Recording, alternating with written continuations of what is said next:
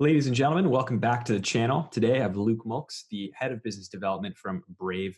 As you well know, Luke has been on the channel before, and I'll link that video up down below if you want to check that out after this one. Luke, thanks for being here, man. Hey, thanks for having me. Appreciate coming back, being invited back to the show. It's awesome. Absolutely, man. Always stoked to have a Brave chat on the channel.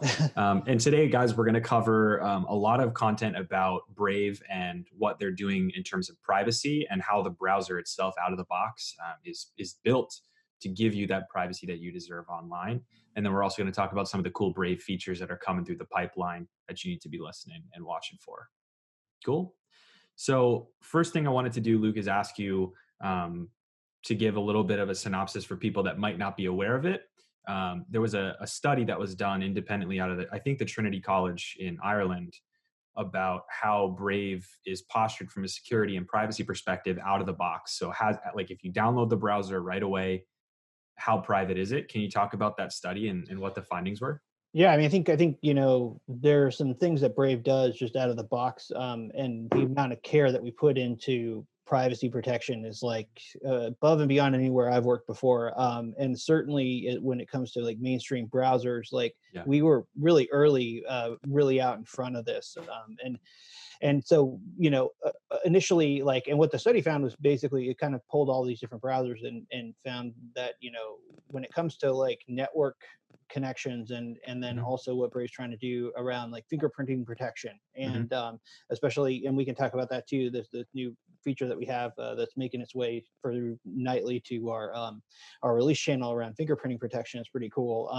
But yeah, like it comes down to very kind of simple principle of like, if you're not transmitting the data, then there's no leak, right? Like Yeah. you're and that's kind of something we've done for the entire amount of time that I've been here, which I started working with the team in 2016. And so from then it was like, okay, how can we like be really really have a good quality experience. Now a lot of the focus is on like, okay, let's, some of these rules that we have are pretty extreme. How Yeah. can we like unbreak some of the web? And we put a lot of focus on kind of web compatibility. And so I think Hmm. that there's different, when privacy becomes kind of in the zeitgeist like it is now. The whole definition of what privacy means is not very clear, and Yeah. especially the wider that net gets and the more mainstream it gets, the more the companies, all these big companies, have an interest in their definition of privacy or how they're good or bad on it. And I think it comes back to what I was saying earlier. If you're not transmitting the data, then you're keeping that data away from other people. Like and there are ways that you can kind of encrypt the data and limit that exposure, and that's kind of what we try to do here. You can see on our GitHub page, like we have a wiki page there where we basically list off every way in which Brave deviates from Chromium when we took their open source code base and forked it over, because Yeah. there's a ton of stuff that just phones back to Google, Yeah. even in their open source code. So, it's a big deal for us. And I think the study was a really cool thing to see because, you'll see, Google is starting to talk about privacy more, Yeah. with their privacy sandbox ideas, and they're really going after fingerprinting, partially because that's kind of what they have to do. So Yeah. much of their system relies on like authentication and cookies that they can't take as aggressive as in stances like Mozilla might. But Yeah. even then, it's still not the same level of protection that you're getting from Brave. And I think there's a lot of care into making sure that we are really being above board and really like trying to limit that noise as much as possible. Yeah, I mean, it makes sense. And the thing you mentioned, I think that people need to take away is the idea of phoning home, right? The new Microsoft Edge that just came out, it was part of that study that was done out of Trinity College. It compared Brave, I think it was Brave, Chrome, um, Firefox, and Edge. Might have had Opera in there, I can't remember. And it was basically testing how often UUIDs or IP addresses or other pieces of identifiable information about you while you're browsing are sent to another server somewhere to be processed, to be used for data analytics or what have you. Um, Firefox is one where it's sort of like an opt out. You don't have to give them your information in terms of their like error logging and other things. So basically, Mhm. performance data, you can opt out of that. And then Firefox is pretty private. Brave though ships where all those things just are off by default. You're not phoning home and sending stuff to the cloud to rest on your servers.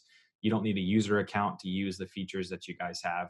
So I think that's the key thing to look for in a browser is how many times does this browser phone home and store data somewhere else when it could otherwise not do so and protect your privacy better?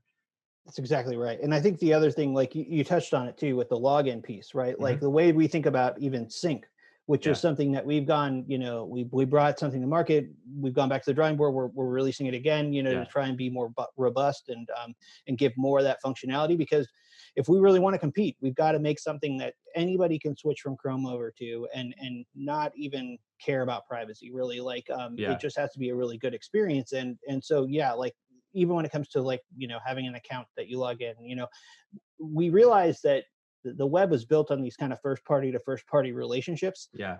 and your platform shouldn't be a gatekeeper in between you and that first party. But what they should do is protect you from other parties that are trying to get in and get your information. And I think Yeah. like even if you look at the way that like our advertising platform works, where we don't prohibit advertisers from asking people for information.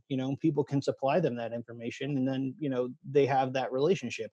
We just want to make it so that if somebody were to come to raid our servers, or if there were to be an incident, that we wouldn't have any of that user data on our servers for anybody to take advantage of in a breach. And so Hmm. it all goes back to that phoning home principle. And Jonathan Sampson on our team, he's just Brave Sampson on Twitter. He Yeah.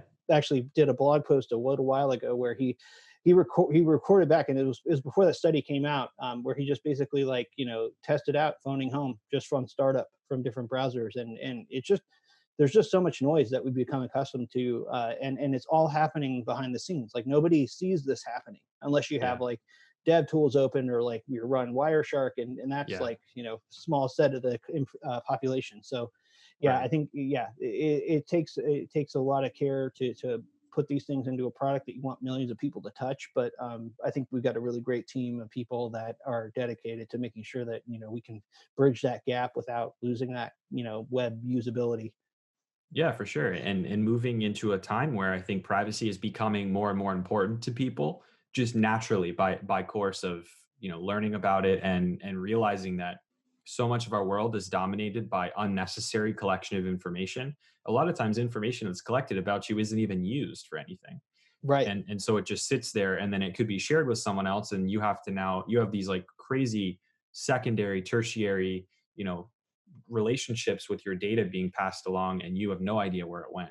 Right. um, Well, and even these like publishers don't necessarily know either, yeah. because the way that this whole system was, is functions outside of what we're doing is like everybody's xeroxing and making different variations of the same ID in Yeah. their database, right? Like, and so the sprawl is massive. And I think that one thing that's been really interesting to see with everybody working from home that can is like people's attitudes are kind of changing too, around like when you have somebody, when you're out in the rat race, you're not thinking about these things Right. in the same way. But when you're bringing your work home with you, everything has a different edge to it. It's a different type of, and we've never seen any kind of massive forcing function to behavior change than what we're seeing right now with this Yeah. pandemic. And it's going to have some lasting impact on how companies think about working from home. Like when they look at that sheet and they thought, well, we never, these conferences were things we absolutely had to have a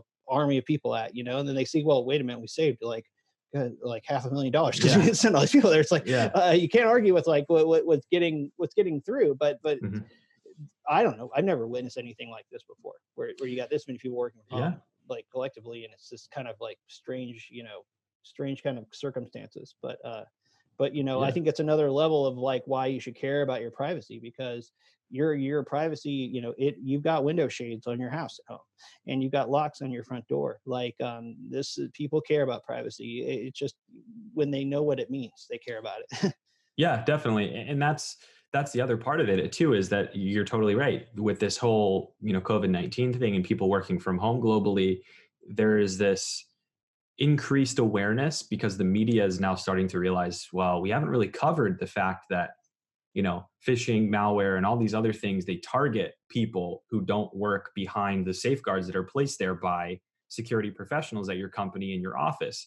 So when you're at the office, you don't have to think about this stuff as much because you're working on your work stuff, you're doing only work stuff, hopefully. I mean, Ah, that's what companies think you're doing at right, least. right, right. But you're at least you're behind the firewalls, right? You're in a safe place, at least to a certain extent, where you don't have to think about it. But now that you're home, you're responsible now for not just your own information, but now your company's information. And so people are thinking, well, with Zoom and all this stuff that's going on with Zoom, people weren't thinking about the best practices of setting up a Zoom meeting for security, but Right, now they have to be because their right. information is exposed potentially if they aren't careful. So this could very well force people into a whole nother wave of understanding at least the implications of privacy online just by being home. Yeah, I totally agree. And I think there's ways too that like people are actually able to like help benefit causes and Yeah. things that weren't available. We just did something, like a week or so ago. We started a campaign with No Kid Hungry. Hmm. And so users are basically earning BAT every month, like about $5 roughly on average. Hmm. And so we've had this, ad grant program around for about a year where we would serve ads for causes and get some awareness up. And then people, these causes would verify, people could, go to the page and then tip them from the browser or whatever. Hmm. But the cool thing about it now is now that we've got, the platform kind of moving and all the legs are, in motion is that you've got tons of users that are just sitting on tokens and like the Yeah. cool thing about what like No Kid Hungry is doing is they are basically trying to get meals to kids that would get school lunch program meals that are now kind of canceled. So it's kind of Yeah. weird because it's beautiful and weird in the same moment because you've got like you're using this product that kind of helps protect you from your privacy while you're kind of using ads that are privacy preserving and don't Yeah. they're engineered to work in that environment and then getting some reward from that you can then use towards giving kids a meal. It's like really kind of a cool dynamic. And we've Totally. worked with a bunch of other causes too, and we're really reining in. There's another one called Get Us PPE, which they're basically helping to coordinate getting equipment to the frontline workers and hospitals that are shorter in these things, and like Hmm. we're working to help promote them too. And so like this is all kind of under that veil of privacy that is important, and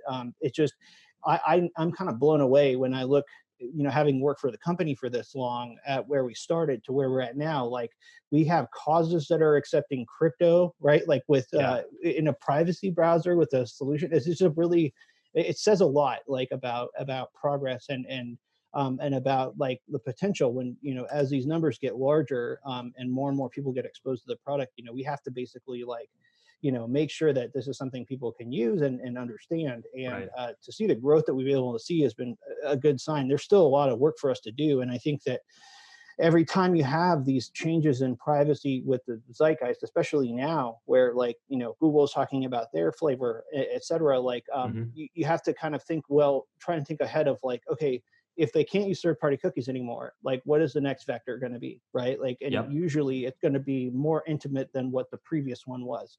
And so you're starting to see this now. Like advertisers have been using like first party customer lists for retargeting for quite a while with email addresses, but like device IDs, things like that. So it's you've been seeing ads in your Windows operating system for a long time. Yep. Those are attributed to a specific IDE. So like some of this is also about thinking larger beyond the window of the browser, and how can I if I really care, like how do I limit the noise around those other vectors that aren't within that safer space. And so we're working on some ways that we can think about whether it's suggestions at first and then maybe some other offerings where it helps to increase that range of protection that we offer our users, Yeah. or partnering with other companies that are also kind of thinking ahead in the space, which has been growing dramatically over the last 12 months. Yeah, and your point about Google changing their approach on fingerprinting, third-party cookies, tokens, and other things, that's a huge value prop booster in my opinion for Brave because a lot of the people that operate a business on the web are often reliant heavily, especially like news entities and such, they're heavily reliant on affiliate linking and those third-party cookies and other things. And so we get to the point where Google says, well, we're going to start phasing this stuff out. I think these businesses now need to start coming up with ways to monetize separate from that whole environment, right? And Right. and Brave ads and that platform itself, in my opinion, really does offer a unique ecosystem on which to generate income, right, from your internet content. And that's the case we're trying to make. And I think for us, the challenge is like, with publishers, I mean, obviously we have like 500,000 creators and Yeah. publishers that have verified to accept the tokens, and we're helping to supplement income on that level. But like, it's a race right now with like getting as much user growth as we can, Yeah. right? Because and then how do we generate revenue and value at the same time for those users, Hmm. and for the company, because we're not a nonprofit either, right? Yeah, you guys Like have to grow. we have to grow, and we can prove out the cases, and we've been doing a really good job of proving that out, by getting people payments every month, and showing users they can Yeah. earn. But like, once we get this to a certain scale too, then it becomes like this really appetizing thing for a lot of these publishers and other media companies that are hurting right now. Because if you Yeah. look at like GDPR is actually a good thing for Google and Facebook, because what they're doing is basically wiping out a lot of their competition with the third party space, because Yeah. The small those people come can't afford to comply. yeah, even if those small people are giants too. But Yeah. it's like, but you see it, and the person that's bearing the brunt of it are the competition and the publishers too, because Yeah. the publishers aren't seeing a great amount of their revenue increase from any of this. And it's certainly not the promise that they were given when programmatic started to boost, and they started to transition away from just having direct sales for things. So I Yeah. think the markets are changing. I think that the way that people buy things is changing too, and this pandemic is kind of bringing a lot of that to surface, and especially with, you're starting to see things around takeouts, and a lot of just direct to consumer. And so Hmm. that's a good sign for us. I mean, like, as a company that's helping to bring direct to consumer brand relationships with people, but Yeah. also like on the technology side too. It's like, what else can we do, like, to help in this new economy, to bring privacy out of the home, and to bring privacy to some of these other services, which are typically attached to your framework or your device through an SDK or an application that is Yeah. just going to take more of your data. So Yeah. lots of challenges for sure. But Definitely. And I would argue that the Brave mobile browser is even more, even further ahead of the competition in terms of mobile browsing than anything else. Like desktop is a competitive space. Like the desktop space is dominated by Chrome big time. yeah, But I think yeah, the mobile space, that's the first one. I started making videos about Brave like over 2 years ago, maybe even close to three now. And the first thing that I saw when the switch flipped was people that started using Brave on mobile, and they were like, "Whoa, this is cool. Let me try the desktop version." And that's how people got converted, right? yeah, And so yeah. I think still to this day that the mobile version of Brave is huge. But that brings me to, I think, a point that a lot of people have been talking about in the comment sections and talking about on forums. Where are we at on the new sync? So sync v2. Yeah, yeah. So basically, it's in development right now. Our Yeah. engineers have been like doubling down the effort on this. Like, it's been a major priority within the company over the past Hmm. 6 weeks. And I don't have an exact date for when it's going to be dropping, but what Sure. I can say is that it's going to end up being a lot more robust than what we had prior, which was a good first step, right? Like, Yeah. being able to sync across devices without a login, and kind of using the same kind of privacy ethos that we've done has been great. Taking it to that next level is key. Like, Yeah. especially now when you've got people like device hopping from device to device, and then there's other benefits that we have now that we couldn't do with the old way of syncing that we were doing prior. So you have, if you're a Brave user, you've got, probably have rewards opted into, or something Yeah. like that. Like, you should be able to carry your ledger from device to device, and it opens up other larger things too around, like, well, this machine learning model on the device too, like, that should be something where it could be learning off of these two different devices in parallel. It's definitely down the road, and it's not what we're going to be doing in the first version, but Yeah. it's how we're kind of thinking about this, is like, how can we build on top of these pieces, and then how can you get them to work together? And we released this privacy preserving analytics about 4 months ago ish, I think. Yeah. And it's on desktop, and it's a way that we can like query the user base anonymously, and get some more product data, because that's the challenge on both the marketing front and on the product diagnostics front, right? Is Yeah. you don't want to sacrifice privacy, but you want to limit the amount of phoning home. So like, where it forces us to get in a position where we have to think about how we can release new things to do things that everybody else just normally does, right? Like, Yeah. and so I think pairing these things together, and getting this new sync version out is pretty critical. It's definitely something that we've got a lot of different stakeholders in the company putting time into getting out the door. So I would just say stay tuned for it. It's something that we hear the feedback for sure. Keep giving Yeah. it. Yeah. That's the best thing here, is that like we're so open that like, the massive amount of people that request the same thing is typically what pushes the needle on these things. But and sync is one of those things where we've definitely been hearing, but keep the volume up and let us know always if stuff's broken, or there's Yeah. anything we can fix, because if you're seeing it, then there's a good chance a lot of other people are too. Yeah, for sure. And that's the thing that I think most browsers don't have. Where, it's happened to me several times, where I found something, I go on, I talk to Brave Samson, I'll hit you or Brendan, whomever else, and I'll just say, hey, this isn't looking good, and it gets routed to the right person, and it ends up going into the backlog of things to fix. Yeah, So yeah, and we have a guy, Ryan Brown. He was on the original easy list repos that were pushed out, the block list, right? Like, and he's just yeah, for been ad in the blocker. industry, and he's out there, like, he basically fielding in web compat requests Yeah, daily, like, and he's just a machine. Like, the guy is just really top notch. But that's the thing where, like, if it's minor like that, we can typically get it pushed out of band quickly, like, and get it updated, because those filter lists update daily in the browser. So that's the other balancing point too, is like, how can you address web compatibility for major features that require product updates or like a hotfix, and then how can you also do it out of band, and do it as part of, like, a filter list queue, or something like that. So yeah, there's a thing about browsers, is there's just so many moving parts, right? Like, for sure. they're And it's a so moving target, yeah, yeah, because the and it's a specs change, like exactly. JavaScript itself and how the web runs changes, and that's a huge challenge to keep it, to upkeep. And you guys are based off of Chromium, so when new Chromium features come, you've got to find a way to merge those into what you've got Yeah, architecturally as well. And I think the biggest trick, and you mentioned this early on in the video, but for people that are sitting there thinking, well, Brave is Chromium, so then Chromium is Chrome, and that means Brave is Chrome. That logical leap is something I think a lot of people have trouble with. So go check out the GitHub, even if you don't understand code per se. Go and look at that document that Luke was talking about, where they talked about all the things that they removed and that they, chopped from the Chromium open source framework that was phoning home to Google. The changes that they made to make sure that this browser is a nice clean slate for them to work from that respects your privacy.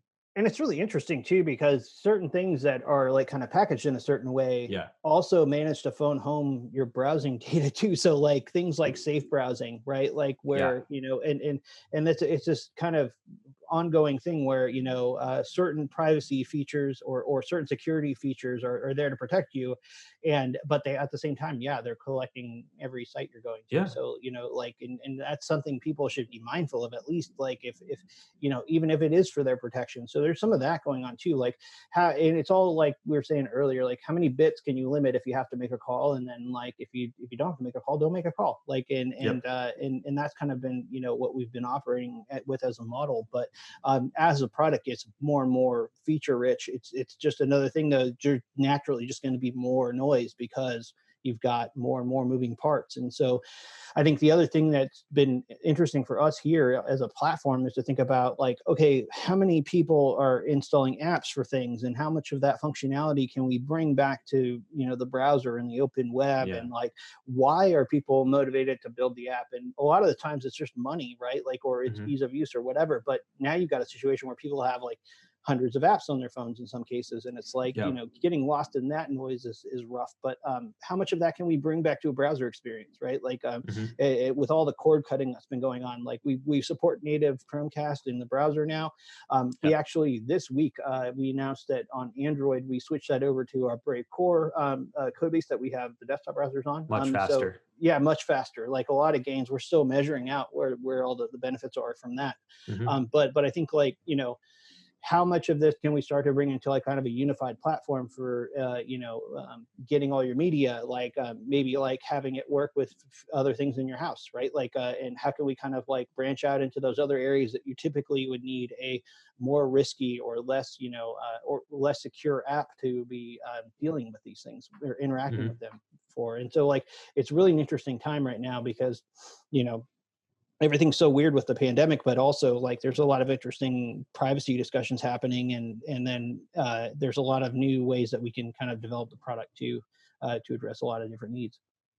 Yeah, and speaking of, the increased interest in privacy, you guys crossed some crazy user numbers, right? What are the numbers now? It's well over 14 million, right? You I think active users? we're over 13.3 million monthly active users. Got it. We're at like 4.2 million daily active users. And in March we increased by over a million monthly active users for the month of Yeah, March. So I mean, like that's that's just awesome. like yeah, it's we have Des Martin.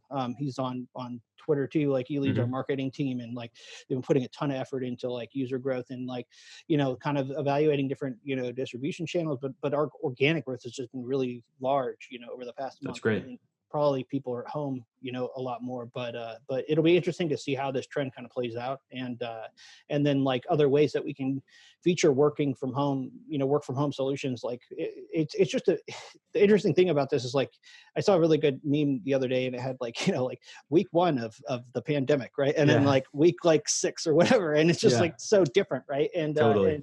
And so like, but people are still working from home, and like, we're finding more and more applications and businesses that were out there that are providing interesting things for people to use with the browser, like when they're home, whether it's like this company freedom .to, we were talking to them. They have a thing that helps you focus. Like, so if you're at home and maybe your kids are screaming in the background and like you've got 10 minutes to do something, like Yeah, this thing will help you to kind of keep those 10 minutes really focused. So like we're thinking about different ways from the business side that we can also like help provide services to people to help them kind of just get through it, right? Like yep. and so there's a lot of work going on that front too right now. That's awesome. Yeah. Yeah. So, I mean, speaking of new features, what can you tell me about what's in the pipeline for Brave? Like, I know you've launched a bunch of stuff, Yeah. inclusive of bringing Brave ads and Brave rewards to mobile, which is huge. Bringing the ability in the US at least transfer your earned BAT for new stuff. I think you guys use a gift card service as well for that. I mean, there's all sorts of things that you can do. Where are you guys going from here? Yeah, so different ways that you can utilize that bat you've earned. Like Hmm. we've been doing that on causes. We did a thing with the Tap Network, which will be hitting our release channel this week, where you can Hmm. take that bat and if you have a verified wallet with Uphold, you can use it to buy gift cards or something like Yep. that. So you could like actually take those earnings and get an Amazon gift card and then use it to shop at Amazon, right? Like or Yep. whatever you want to shop with it. They have a ton of options in their storefront. Other things though that are coming to light really soon are like okay, we have verified publishers, we have verified users. Like we should Yeah. be throwing verified merchants in the mix, right? And then offering better e-commerce to people in the Great. browser, and then more ways to use different types of assets along with fiat and or token, and like how to make like shopping easier and less frictionless or less friction with your shopping, right? Like, and Yep. also like how do I unlock content with bat like on a one-off? That's been a huge request that we've gotten from Yeah. people, and it was something we scoped even in the white paper days with the bat token, was just like we should be able to Paywalled buy content. premium content. Exactly, Yeah. exactly. And can we make a SKU for that? Yeah, like can a creator do that? And then also like with this huge amount of creators that we have, like what are ways that we can help them to earn more as well through the platform? Because we have a lot of really great ones like that are doing well with the referral program, and then they say, well, yeah, like is there anything else I can do? And we want Hmm. to have an answer for that. Like we want to be able to give creators more, and maybe that's through us creating additional opportunities for them. Maybe Yeah. that's through partnerships too, where we could you know help them discover new ways through promotion, et cetera, that they could be doing this. Like there's a bunch of different things that we're exploring on that front too. And That's then I awesome. think on the privacy side too, like we released a fingerprinting protection feature in our nightly version of Brave a little while ago, and that's kind of making it so like things go from nightly to dev to beta to release. It's usually 6 to 9 weeks, Yeah. and so it's making its way through. But that's basically like it's kind of the best fingerprinting protection that's out there. Like it kind of, it'll show you, you can look between different instances within the same browser session, Hmm. and private browsing, regular browsing, etc. Like that, you're not keeping that fingerprint across those different sessions, which is really important. And nobody's Yeah. really addressed it in the same way that we are. So, we have a really great research team. Pete Snyder's one of our privacy researchers, a really great guy, like super into this stuff, and he's working at like looking at everything that we're already doing.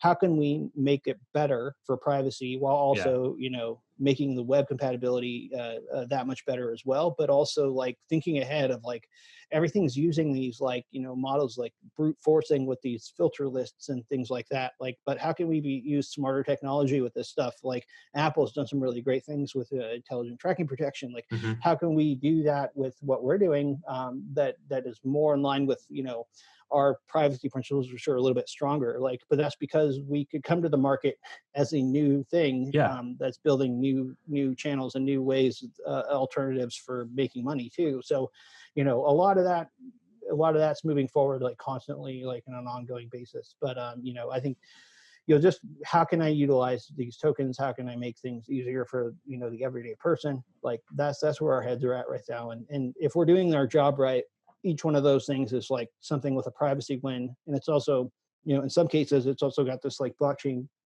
token win alongside of it. Yeah. If we're doing it, Multifaceted yeah, solutions for sure. yeah, and if we don't have to like explain any of that, and it just works, that's the best solution, right? Like, and so Yeah. that's kind of where we're putting a lot of focus too, is on like making this like making a Brave experience, so it's not like, it doesn't feel like Yeah. you're in Chrome. It feels like you're in a signature thing that's what you would expect. Yeah, and it's been hit and miss throughout the years, but I have a lot of respect for Apple for at least taking from a marketing perspective, putting privacy back in forefront for people and saying, regardless of what we've done in the past, this is a priority for us. We're going to try and make this happen. I think that's good for the space, and it's good for you guys in a way because it gets people thinking about products from that perspective, from that lens. Absolutely. Absolutely. Like they have a huge podium, right? Like, Yeah, and they're innovators, like, and they always have been, agreed. like from the early days. And, and even if Google were to do something like this, it would be a total win because, when Hmm. you're touching that many, different devices, right? Like, and you have, little changes mean a lot, but like these things that Apple is doing are big changes, right? Like, Hmm. and Apple even featured us in their apps we love, like section of the store in January, Yeah, which is like a cool thing. Like, I mean, I think they're taking privacy very seriously, which is a win for everybody. They're getting some flack for it, but like, and the other yeah, interesting thing is like with all of this pandemic situation going on is like, people are putting out, different services that even collect more data than before. And so, we've actually caught some heat from people saying, well, like, you're not helping, because you're blocking these things. And it's like, people can still volunteer that information out. Like, yeah. we're just not going to let you guys just like have a free pass to just collect everybody's data. It's like not how this works. So Yeah, I think the internet should be in many ways opt in. Like that's the ethos of what it was all about early on. It's like if you want to use it, you use it. If you don't, you don't. You control what you put out there. And I think people lost that along the way because of all the convenient, cool stuff that came out and monetization of data. I think now we're kind of pulling that back and saying, our data is going to get collected no matter what. You can't stop that fully, but let's be selective about what gets collected, and we want to know what gets collected and how long it's stored, how it's protected, and all that stuff. Those things are fundamental rights, I think, for people. yeah. And Apple championing encryption and championing privacy, that's positive because it's a push pull that eventually results in people getting more control over their data long term. And it's like, if you look at how the space is, like, we're really the only alternative that's in market where you can match things to people effectively without collecting their Yeah, data. But like, if the status quo remained the way it was forever, like we would be suffocated out of the market. Like, and yeah, that's been the thing. There's never been really an incentive that's aligned to get people to protect privacy. And so, where GDPR and the regulations have been helpful has been around kind of bringing these things to the forefront, and then Hmm. forcing, businesses to think, well, if I'm liable for this, then I really have to care about it. Yeah. Because before it was just like such a free for all, that everybody was getting a premium on more and more data, but no other real solutions were out there. And I think seeing these other big companies making these strides is positive. And I think that it gives us room to just keep innovating with the technology side of things, because that's where we're really focused on. It's like not trying to make a middle of the road kind of thing for to make everybody happy. It's more of like, look, this solution can exist, there is an alternative out there, and like it's got enough adoption to where you can at least hedge with this and give it a Hmm. shot, because Yeah. the product's only going to get better, and we're only going to be putting more and more polish on everything. And I think that's kind of the state we're in now too. Is it's like, if you look over the past year, every quarter we've almost dropped another business model into this browser. And so it's Yeah. like there's also a stability concern, where you want to make sure that, like, especially as things get more and more transactional, that you've got really really reliable, steady servers, where you're not even having to think about things, you know uh, congestion and other things breaking, etc. But like, Right. those are good problems to have. And it's just a sign too that, like, we're taking all this super seriously, and we just want to see more and more people using it. So I think it'll be an interesting 6 months ahead. And I can't really share too much about all of it, but like, I can say that we're working more than we ever have. And we're gonna continue executing on what we aim to with the white paper, and with the original vision too from Brendan. And he's very hands on with everything too. So, like, you all know on Twitter, if you're on Twitter, like, Yep. very much out there. He's there and he's talking and he's always responding to people that have questions or concerns, et cetera. So that's always a good thing to see. And Luke, I think that all that sounds like to me is an excuse to have you back on the channel again as you release more stuff and we can talk Sure, sure, sure. about Love it. to. Appreciate the Awesome. time. Yeah, for sure. So, folks that are watching, if you haven't tried Brave yet, you want a browser that's going to protect your privacy by default, but it's not going to get in the way of what you want to do on the web. Make sure you click the link down in the description below to check it out. Download it. Let me know what you think, and your feedback's always welcome from the Brave team and myself as well. So, with that, Luke, thanks so much for being here, man. Hey, thanks for having me on again. Really appreciate it. For sure. All right, everybody. I hope you're staying safe and working from home nice and safely as well. Have a good one. Cheers.